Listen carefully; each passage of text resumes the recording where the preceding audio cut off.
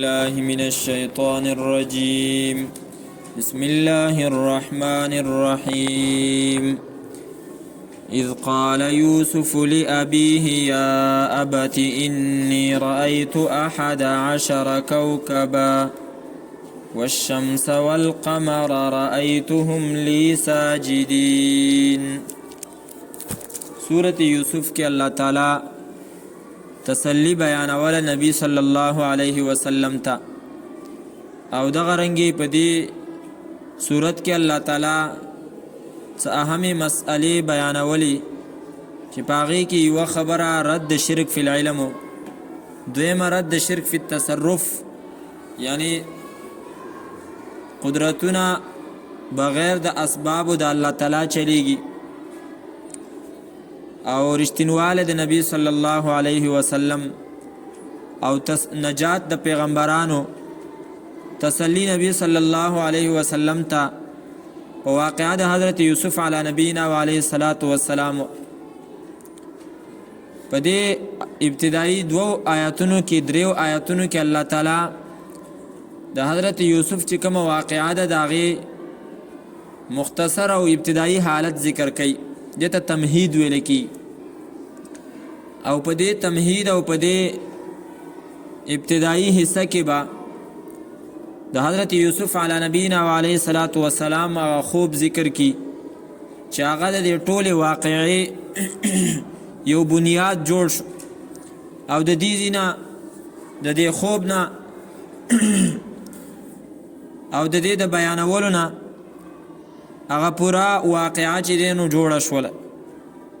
دا ظاهری سبب نور خو الله تعالی د عرش لیکلیو د حضرت یوسف د پاره دغه په علاقو کې ګرځیدل او د پلار نه او د ورونو نه جدا کېدل، او د حضرت یعقوب د پاره د خپل زوی هغه صدمه او د هغه د جدایی چې کوم غم او هغه لیکلیو.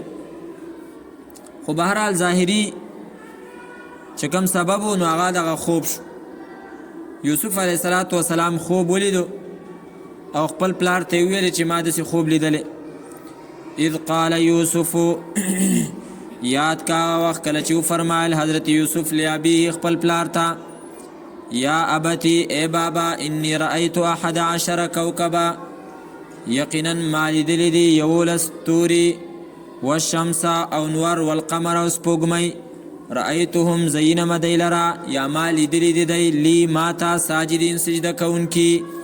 اصل کې ساجدین مفعول ثانی دی د رأیتو د پاره، عابده دلته د رأیتو د افعال قلوبونه دی، دو مفعول غواړي، هم ولا مفعول اول او ساجدین مفعول ثانی دی، او د لی چې دی نو دا د ساجدین سره متعلق، دا د هغه مقدم د جاری مجرور په هغه باندې متعلق رستو شوی دی. زینما سجده کون کی لی مات، لکه مونږ چې ویلو اذ قلنا للملائکة اسجدوا لآدم، نو ساجدین لی ما ته سجده کوونکي، لکه څنګه چې الته اسجدوا لآدم متعلق د اسجدو سره چې دی نو هغه رستو، نو دلته هم لی جاری مجرور رستو، لی ما ته ساجدین سجده کوونکي. حضرت یوسف دا خوب ولیدو او په دې خوب کې د درې شیونه لیدلي، سپوږمۍ او نور او ستوري. ښکاره خبره ده 11 ستوري دي، نو دا غینه مراد چې دی نو هغه 11 سرونه دي، او د نور نه مراد هغه پلار دی، او د سپوږمۍ نه مراد مور ده. د پلار د پاره الله تعالی لفظ د نور هغه استعمال کو چې کم په خوب کې حضرت یوسف لیدلو، د مور د پاره سپوږمۍ او د ورونو د پاره ستوري. د خوب ښکاره تعبیرو او په دې باندې چې دینو حضرت یوسف حضرت یعقوب هم پوه شو او تعبیر یې ښکارو، نو د دې وجې نه ورته ویل چې دا د ورونو ته مه بیانوه. خدا درې چې کوم الفاظ ذکر دي په دې کې حکمت څه دی؟ د پلار د پاره نور، ځکه چې د نور کومه رڼا ده نو دغه رڼا د نور خپل اصلي او ذاتي دا د بل څه شي نه اخیستې نه، دا د حضرت یعقوب د پاره مراد ته هغه دی. ولی ځکه چې د حضرت یعقوب شان او مرتبه هغه د پیغمبري و، نو دا هغه چې کم نیکی وه هغه ذاتي وه، هغه د ګناه نه معصوم الله تعالی ته معصوم پیدا کړی او استاذ د هغه چې دی نو څوک نه و په انسانانو کې یادوم، نو د هغه رڼا ذاتي وه لکه څنګه چې د نور رڼا ذاتي ده. او سپوږمۍ هغې نه مراد مور وه، او مور ټیک د پیغمبره نه وه خو هغه هم په ولایت په مرتبه د ولایت کې وه، یعنی نیکه زنانه وه، ولیه وه، صالحه پرهیزګاره زنانه وه. نو څنګه چې او د هغې دپاره لفظ د قمر هغه استعمال شو، نو څنګه چې د سپوږمۍ رڼا دا د نور نه اخیستی کېږي او چې کله نور یي نو رڼا د سپوږمۍ نه ښکاري، رڼا کوي خو ښکاري نه. نو دغه رنګې چې کله حضرت یعقوب موجودو نو د هغه مقابل او د هغه مخې ته د هغه د کور والا چې هغه نیکه زنانه وه د هغې پرهیزګاري او د هغې چې کومه تقوا وه هغه نه ښکارېده. ځکه پښتانه وایي چې کله غټ بوټي موجود وي نو د وړو بوټو چې کوم سوری دی هغه نه ښکاري. نو پیغمبر موجود نو د چا توجه هغې ته نه وه، بل چې څنګه د نور د سپوږمۍ رڼا د نور نه اخیستی شوي، ځکه دا ښکاره خبره ده د ساینس مشهوره خبره ده چې نور القمر مستفاد من نور الشمس، د سپوږمۍ رڼا دا د نور نه اخیستی شوې، ځکه چې سطحه د سپوږمۍ هغه سپینه ده، چې د سپوږمۍ کومه ځمکه ده هغه سپینه ده. او قانون دا دی د ساینس چې کوم شی سپینی نو هغه رڼا جذب کوي او بیرته راوباسي. او دغه وجه ده چې د سپینو ګاړو ویریټ سی وایي، د هغې وجه هم دا ده چې ګرمایش هغه دننه نه پرېږدي، واپس یې راولي. نور به تاسو خو پوهېږئ. نو د حضرت یعقوب د کور والا چې کومه پرهیزګاري وه نو هغه هم د حضرت یعقوب نه اخیستی شوې وه، ځکه چې پیغمبرو د هغه نه زده کړه کېدله، هغه امت دپاره استاذ و. باقي پاتې شو ورونه، نو هغه ورونه هم نیکان وو، غلطي ترې شوې وه خو نور هغه هم نیکان وو.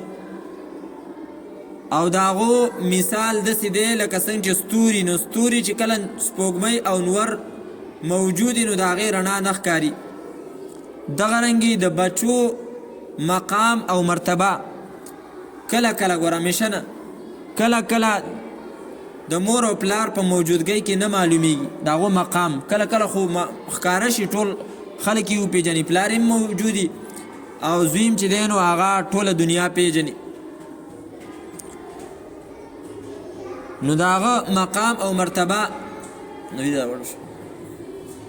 د هغو مقام او مرتبه دا د مور او پلار نه وروستو بیا په مصر کې خلکو ته ښکاره شوله چېرې دا خو ښه خلک.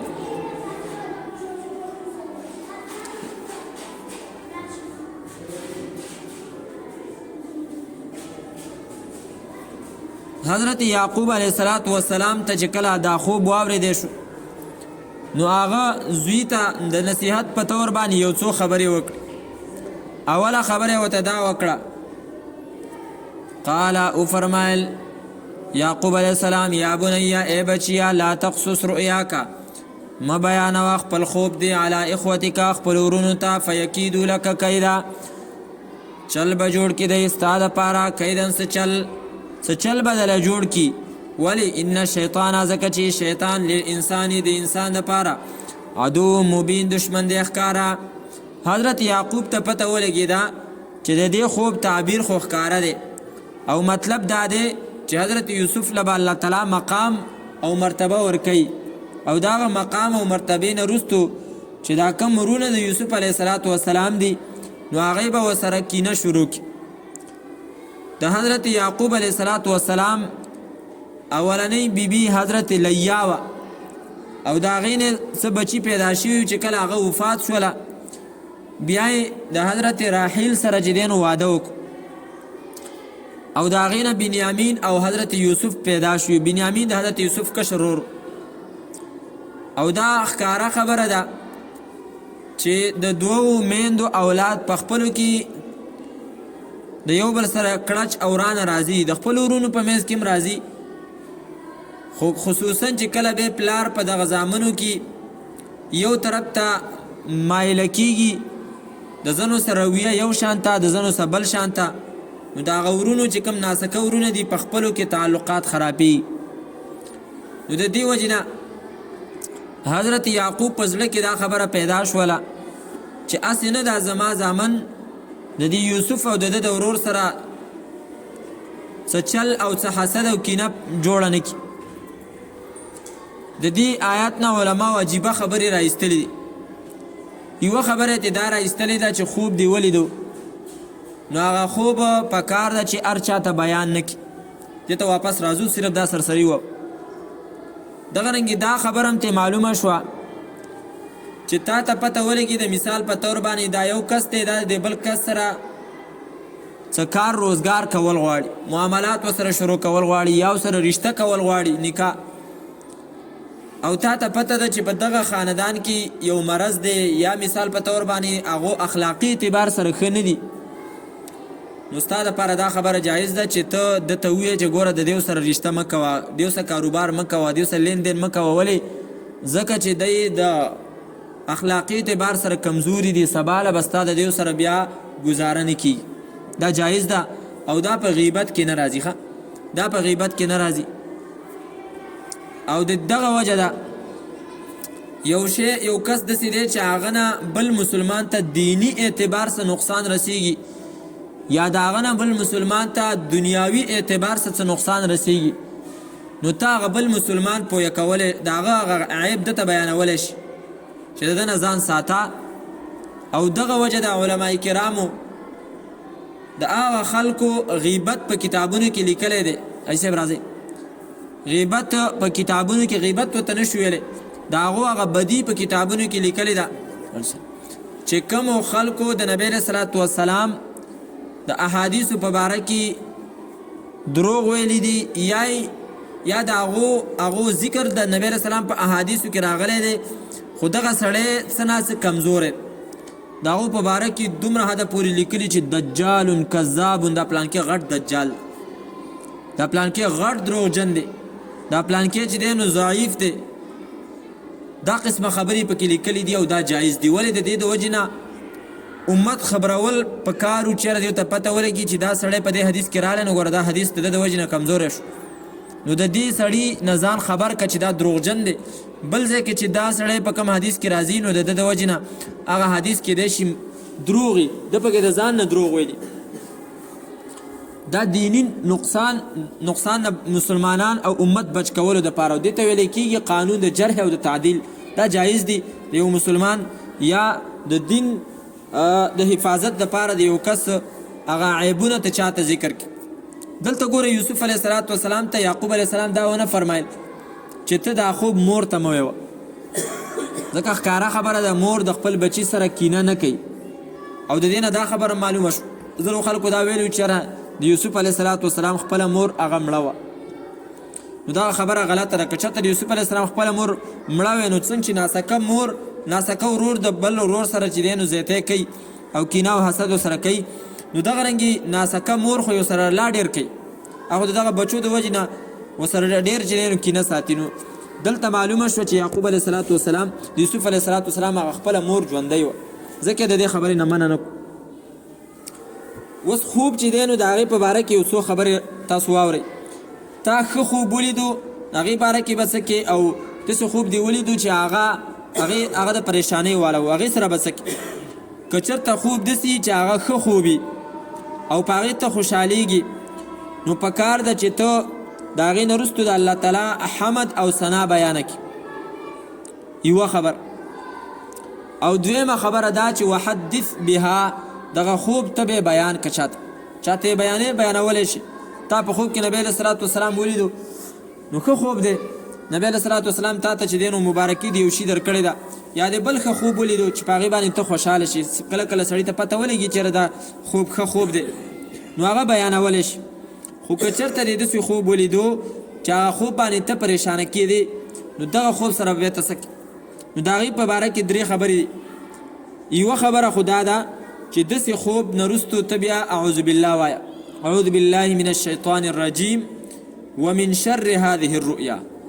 د الله پناه غواړم د شیطان رټلی شوي نه او د دې خوب نه، د دې خوب د شر نه. یو کار. دویم کار به دا وکړي چې چپ طرف ته به لاړې توکي معمولي غونته کې. او دریم خبره دا ده چې کله ته رایښ شوي په دغه وخت کې نو په کار ده چې ته ډډه بدله کړي، په بل طرف باندې راواوړي. او دا حدیث کې راځي حضرت جابر رضی الله تعالی عنه دغسې چې دی نو ذکر کړي دي. یوه خبره ده چې هغه به تاسو موریدلی چېرې دا خوبه دا د نبوت 46 حصه ده، 46 حصه ده. نو د هغې څه مطلب دی؟ د هغې مطلب دا دی چې نبی علیه صلات وسلام د خپل نبوت چې څونه زمانه ده 23 کاله د هغې ابتدایي چې کوم 6 میاشتې وي هغه رښتیني خوبونه به لیدل. نو دغه 23 کاله چې تقسیم کړي نو دا څو میاشتې راځي؟ تقریبا چې څو میاشتې راځي؟ حساب پرې وکړه. 46 نه په منځ چې 2 ځای تقسیم کړي 46 شو که نه په منځ چې 2 ځای تقسیم کړي 46 شو. نو دا 46 حصو ته ځکه وایي چې 6 میاشتې نبی علیه صلات وسلام اول خوبونه لیدل چې هغه رښتیني خوبونه، نو ځکه ورته وایي چې دا د نبوت 46 حصه ده، مطلب رښتیا خوبونه چې دی نو دا د نبوت 46 حصه ده. ځینې علماو دا خبره ذکر کړې چې خوب انتهایی باریک شی دی، بل چاته به نه بیانې. که بیان دی کو نو فورا هغه چې څنګه د هغه تعبیر درکو بس هغسې به کېږي. خو دا خبره لږه کمزورې ده. وروستو هغه د بادشاه هغه خوب راځي چې بادشاه خوب لیدلی او بیان یې کو، یو خلکو ته هسې ګډ وډ خوب دی. نو یو کس ورته ویل ورېږه زما یو ملګری په جیل کې شته دی، یوسف علیه السلام خواته ځمه او هغه به ته د خوب دا تعبیر راکړي. نو هغه بیا وروسته یوسف علیه السلام چې څنګه تعبیر ورکړو هغسې و. اولنو خلکو یې تعبیر یو شان ته ورکړی خو د هغې د وجې نه خوب خراب نه شو. نو دا خبره لږه کمزورې ده چې خوب هغه انتهایی باریک دی چې چا ته بیان کو هغه له څنګه تعبیر درکړو نو دغسې نه، تعبیر چې څنګه و هغسې به وي. البته که ته په تعبیر باندې نه پوهېدلې نو بیا د هغه خوب صحیح تعبیر وویوه، ځان نه وله غلط تعبیر مه ویوه، صحیح تعبیر وله ویوه چې کیدی شي داسې تعبیري. قال یا بنی او فرمایل حضرت یعقوب ای بچیا لا تقصص مبیانوا رؤیاکا خپل خوب علی اخوتکا خپل ورونو ته فیکیدو لک کیدا چل به جوړ کي هغه ستا دپاره څه چل. ان الشیطان یقینا شیطان للانسان د انسان دپاره عدو مبین دشمن دی ښکاره. وکذلک او دغه رنګې یجتبیکا غوره کوي تا لره ربک ربستا ویعلمک او ښایي تا ته من تاویل الاحادیث د تعبیر د خوبونو نه. حضرت یعقوب علیه السلام وسلام ته کیدای شي د وحی په ذریعه الله تعالی دا خبره ښودلې وه چې تا ته الله تعالی د خوبونو تعبیر درښایي او تا به الله تعالی چې دی نو پیغمبر جوړی. ویتم نعمته او پوره کوي خپل نعمت چې هغه نعمت د نبوت او د پیغمبرۍ دی علیک په تا باندې وعلى آل یعقوب او په آل د یعقوب علیه السلام باندې په اولاد د یعقوب علیه السلام باندې کما اتمها لکه څنګه چې پوره کړی ده علی ابویکا په مور په نیکونو ستا باندې من قبل مخکې د دې نه ابراهیم چې هغه ابراهیم علیه السلام دی او اسحاق علیه السلام دی. ان ربک یقینا رب ستا علیم پوه دی حکیم حکمت والا دی. په دې آیات کې او د دې په مخ کې او هغه آیات کې یوه خبره هغه پاتې شو، هغه دا ده چې الله تعالی په تا باندې یو نعمت کړی دی او تا ته پته ده چېرې زه د دې نعمت اظهار د دې پلانکي سړي په مخ کې کومه نو دا سړی به زما سره چې دی نو کینه شروع کړي او حسد کې به چې دی نو دا راشي. نو علما کرام ذکر کوي چې بیا دا خپل دا چې کوم ستا مقام او مرتبه ده دا چې مجبوره شوی وطنې نو مې بیانوه د دې دپاره چې دغه مخاطب او ستا دغه ملګری کله کله په ملګرو کې هم داسې چې هغه د بل ملګري هغه مقام او مرتبه نشي هضم کولی برداشت نه کیږي نو هلته بیا خپل ځان راښکته کړه مې بیانوه څه ضرورت دی په خپله به چې دی نو ستا مقام خلک پیژني چې کله ورته چې کله ستا هغه اصل ښکاره شي. ځکه وایي چې فی النفوس البشریة مقاومة شرسة للمتفوقین په انساني بشر کې الله تعالی دا د څوک چې مرتبه د چا چې مرتبه چوتې د هغو سره مقابله کول دا په انساني نفسونو کې الله تعالی ایښې ده. نو ځکه وایي لا تظهر تفوقک الا عندما تكون مضطرا، خپل اوچتوالی مه ښکاره کوه څو پورې چې ته هغې ته محتاجه شوی نه. چې کله مجبوره شوې بیا یې دغه که د الله تعالی نه بیا پناه د الله تعالی غواړه چې څوک د سکینه ونکړي. څنګه به پناه غواړي؟ ستا مال دی خامخا ښکاره کېږي، ستا بچي دی خامخا ښکاره کېږي، تا یو مقام دی هغه خامخا ښکاره کېږي. نو بیا د هغې نه د بچ کېدو د خلکو د حسد نه د بچ کېدو دغه صورت دی چې ومن شر حاسد اذا حسد. یا الله ستا پناه غواړم د شر د کینه کوونکي نه چې کله هغه کینه شروع کړي. او دا کینه دومره خطرناک شی دی چې دا تباهي راولي، تباهي کورونه ورانوي.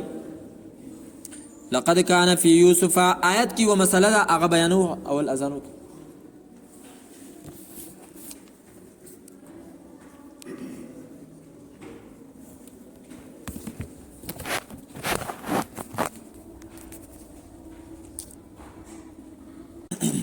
بسم الله الرحمن الرحیم وكذلك يجتبيك ربك. یو مسئله په دې صورت کې هغه دا د الله تعالی د طرف نه غوره کول. ځینې خلک الله تعالی د ځان دپاره غوره کړي دي. دلته خو حضرت یعقوب په خوله باندې د حضرت یوسف دپاره دا وویلی شو چې الله تعالی ته د ځان دپاره غوره کړی. دغه رنګې ځینې انسانان الله تعالی د ځان دپاره غوره کړي. په هغې کې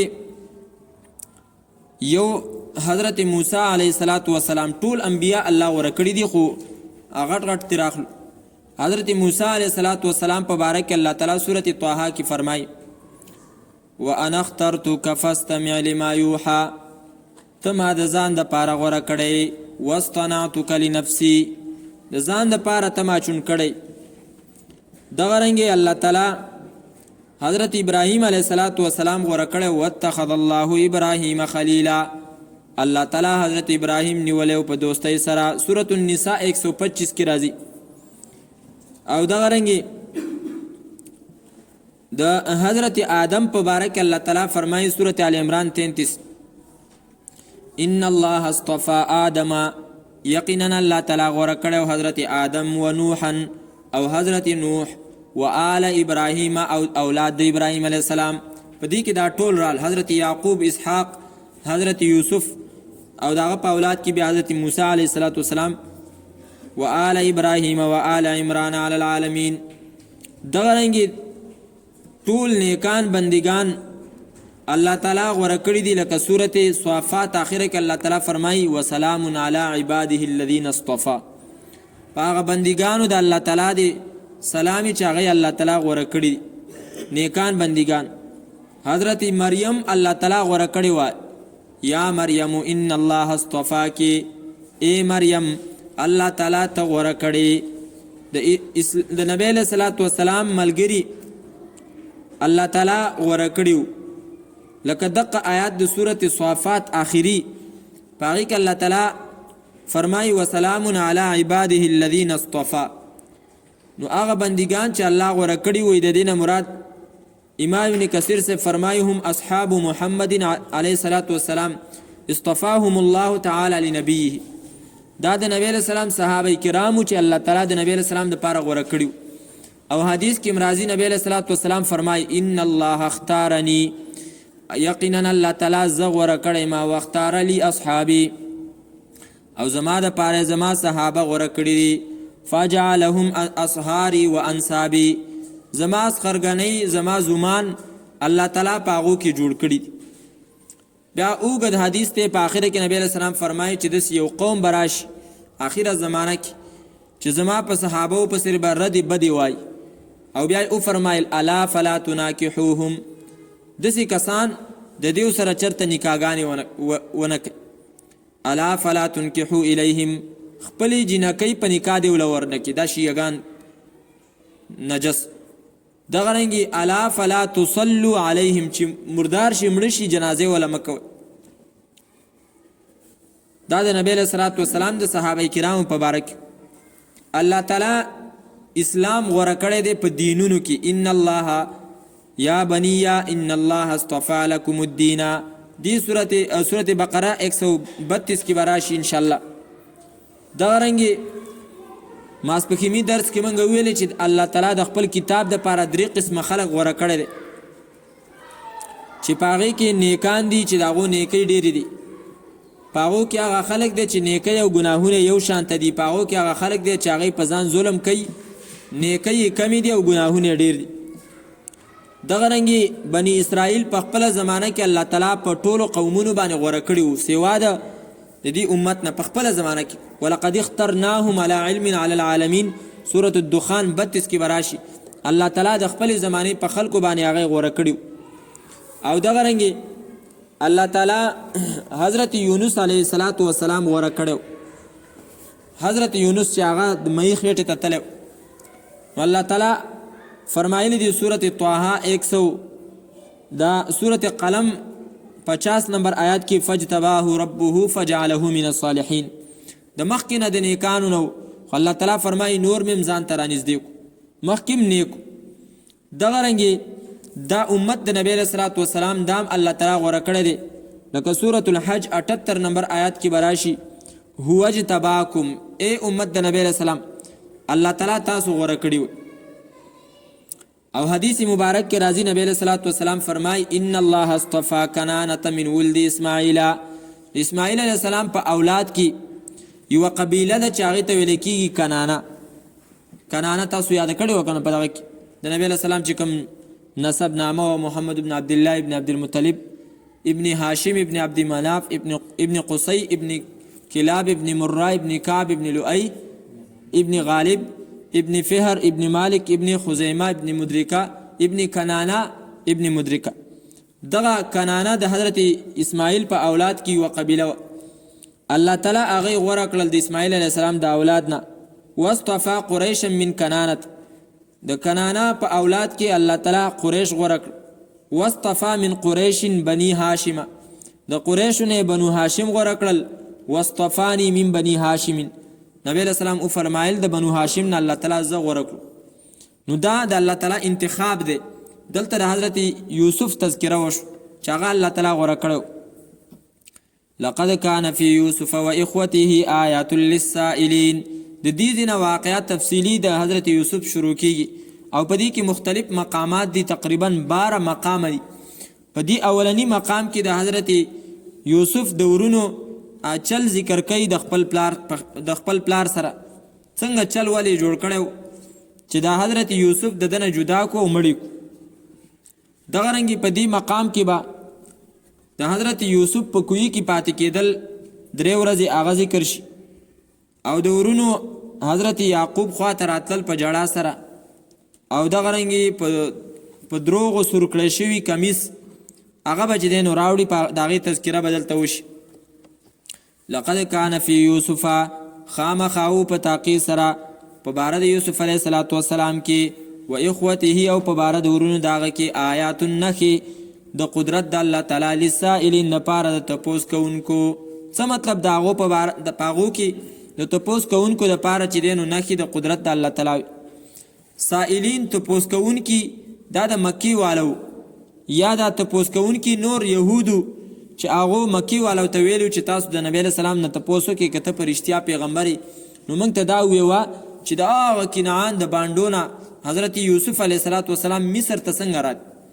نو دا آیتونه رالل او په دې کې الله تعالی او فرمایل چې دا د هغه لپاره په دې کې چې دینو قدرت ته چوغره یو داسې پیغمبر چې هغه څه نه دی لوستلی او هغه قصه داسې بیانوي لکه څنګه چې د دیو په تورات کې لیکل شوی ده. نو وی معنی کنه معلومه شو حق پیغمبر دی.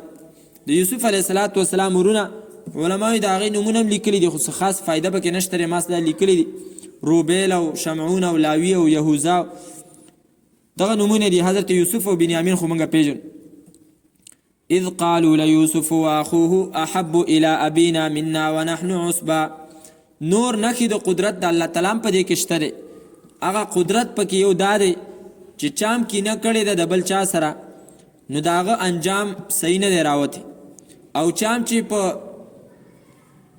په ګناه کې د شهوت د نه استعمالولو په باره کې صبر کړی دی او خپل شهوت غلط نه استعمال کړي نو هغه الله تعالی کم مقام ته رسولی دی لکه څنګه چې حضرت یوسف هغه د بادشاهۍ تخت ته ورسېدو او دغه رنګې چې چا هم صبر کړی دی نو د صبر انجام هغه ښیي پښتو اردو کې وایي صبر کا پل میٹھا ہوتا ہے نو حضرت یعقوب صبر وکړو وګوره آخره کې ملاقات وشو الله ولا نظر چې نو واپس ورکو خو په دې دونه 40 کاله کې هغه فریاد نه دی کړی دا ډېر ګرانه خبره ده زمونږ په زړونو کې اکثر چې کله څه مشکل مصیبت راشي نو که نور څه نه نو په زړونو کې خو همدا شکونه راځي که نه او کله کله د الله نه ګیلې راځي او که نور څه نه که نه نو زړه کې خو شیطان پټ پټ دا وایي چې مړه څه دې راسه وکړي زه اوس تاره چې دی نو تهجد ته هم پاسم او زه چې دی نو جمع مونځ هم وکړم دا ټول شیطاني وسوسې دي چا په ذهن کې چې دا راځي نو مطلب دا چې دا مسلمان دی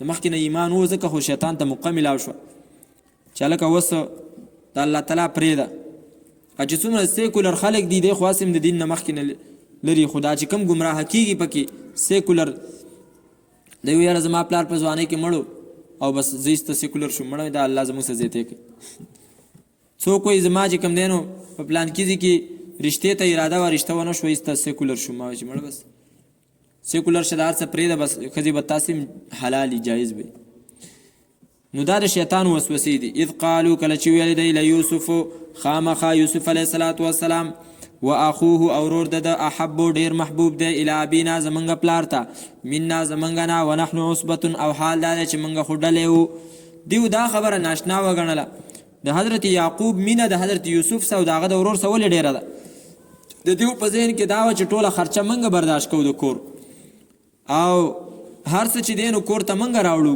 ګډې بزې مونږ سره وو د هغو حفاظت مونږ کوو او بیا هم حضرت یعقوب مونږ پرېږدي او ورکوټه یوسف او د هغه ورکوټه ورور دی د هغه سره دومره محبت کوي زموږ نه ټوله توجه اوښتلې ونحن عصبة ان ابانا یقینا پلار زمونږ لفی ضلال مبین خامخا په خطایي ښکاره کې دی ضلال دلته په معنا د سادهتوب باندې دی دا زمونږ پلار چې دی نو ساده دی اوس دې ته وګوره که نه پیغمبر په باره کې داسې قسمه الفاظ د هغو د خولې نه راووته معلومه شوه چې حسد او کینه دا انسان چې دی نو ډېر خطا کوي دا د حسد او د کینې د وجې نه ویلي کن پلار خو جرم نه و کړی دا خو ښکاره خبره ده چې په بچو کې په کم یو بچي کې استعداد او صلاحیت او لیاقت سیوای یا یو کمال په بچي کې چې دی نو د نورو نه سیوای نو فطرتي اعتبار سره د هغه څه چې دی نو محبت هغه راځي ان ابانا خو دې وله دا نه وویل پکار چې زمونږ پلار په ساده توب کې دی ان ابانا یقینا پلار زمونږ لفی ضلال مبین خامخا په ساده توب ښکاره کې دی اقتلوا یوسف ووژنئ تاسو یوسف او اطرحوه یا وغورځوئ دلره ارضن داسې ځمکې ته ارضن یوې ځمکې ته چې هغه لري یخلو لکم نو خالي به شي ستاسو دپاره وجه ابیکم مخ د پلار ستاسو وتکونو او شی به تاسو من بعده وروستو د دې نه قوما یو داسې قوم صالحین چې هغوی نیکاني دی آیات کریمه کې دا مسله معلومه شوه چې د یوسف علیه الصلاة والسلام ورونه هغه د یوسف علیه الصلاة والسلام قتل ته چې دی نو څه شو تیار شو دی د قتل ته ولې تیار شو دا د حسد او د کینې د وجې معلومه شوه چې کله کله حسد او کینه سړی د پلار ګستاخۍ ته رسوي او کله کله د چا د یینې تویولو حد ته هم رسوي او اکثر داسې کیږي ورونو کې ورونه چې دی نو هغه تقسیم را تقسیم شو د یو دکان ښه چلیږي د بل دکان نه چلیږي نو هغه یو په کینه کې راشي په حسد کې راشي او ډز دي شي بل رور ایستولي نو دا ټول د حسد او د کینې د وجې نه او د دې وجې نه حدیث مبارک کې راځي نبی علیه صلات وسلام فرمایي چې ځان د دې نه وساتئ فانها هي الحالقة دا خرونکې ده نبی علیه السلام وفرمایل دا نه وایم چې خته خری نه فانها تحلق الدین ټول دین چې دی نو هغه خری او د دې علاج سره څنګه به د دې نه بچ کیږي علاج دا دی چې کوم مسلمان سره ستا په زړه کې حسد او کینه راځي بس په خپلو دعاګانو کې هغه له دعا غواړه او دا وایه چې الله هغه له دې ورکړي دی نو مال هم راکولی شي یا الله مال هم چې دی نو راکړي او کله کله دې ته هم سوچ کوه چې دا نعمت خو هسې هم ختمیږي نو کېدی شي زما په دې نعمت په نشوالي کې چې دی نو زما خیري همیشه خدا نه چې سړي سره یو نعمت نو بس په هغې کې به د هغه دپاره خیري دا خو په هر حالت کې د انسان چې دی نو امتحان دی. کله کله الله تعالی کبھی آزماتا ہے دے کر بھی اور کبھی آزماتا ہے لے کر. کله تی واخلی چې دا ګوره زه صبر کوي که نه کوي، کله ولا ورکي چې ګوره د دنه خرو ته وس. نو ځینې پکې داسې چې هغه نه بیا خپل زوړ حالت تیر شي. او بیا دیو دا خبره وکړه چې یاره اوس یې مړ کوي، د یوسف علیه السلام اوس مړ کوي او بیا به توبه وباسو، وروسته به چې دی نو بیا نیکان بزرګان شو، ځان سره مسواک هم ګرځو مخکې جب کې پاخه نیکان به شو. د دې نه دا معلومه شوه چې د مخکې نه ستا دا ته پته چې دا ګناه کوم وروسته به ترې توبه وباسم، نو دا ډبله ګناه ده. یو خو سړی دا ګناه کوي پته ورته نه چېره زه وروسته به توبه وباسم، نه بس ګناه دې ایسته وشي. یو دا ده چې سړی ښه ورته پته چې ګناه ده او بیا وایي زه ورګې دا ګناه کومه او د دې نه وروسته بیا غټه توبه وباسم. اوس دې ته ګوره د دې نه وروسته دی دا ګناه کړې ده که نه، یوسف علیه السلام یې کوی ته اچولی دی، خو په یو ځای کې الله تعالی د دې دا توبې تذکره نه ده کړې. ولې؟ ځکه چې د دې نیت خراب. یو طرف ته دلته وګوره ځان دپاره هسې دې خبرې ته وګوره که نه، حضرت یوسف هغه نه معاف کوي او ځان دپاره څه وایي چې موږ به د دې قتل نه وروسته څه شو، نیکان به شو. ځان چې دی نو هغې نیکۍ ته ورسو، قتل یې وکړو او بیا وایي موږ به څه شو، نیکان شو. او بل طرف ته یوسف علیه السلام څه چل کړی، څه ګناه یې کړې ده چې هغه ته تاسو دومره غوسې وئ چې د هغه قتل ته تاسو تیار یو. دا صرف د دې د وجې نه چې کله د ګناه هغه سوچ په انسان غالبه شي نو بیا پې دغه هر څه کوي. اقتلوا ووژنئ تاسو یوسف علیه السلام لره او اطرحوه یا وغورځوئ د لره ارضن یوې ځمکې ته یخلو لکم خالی به شي ستاسو دپاره وجه ابیکم مخ د پلار ستاسو وتکونو او شی به تاسو من بعده وروسته د دې نه قوما داسې قوم صالحین چې هغوی به نیکاني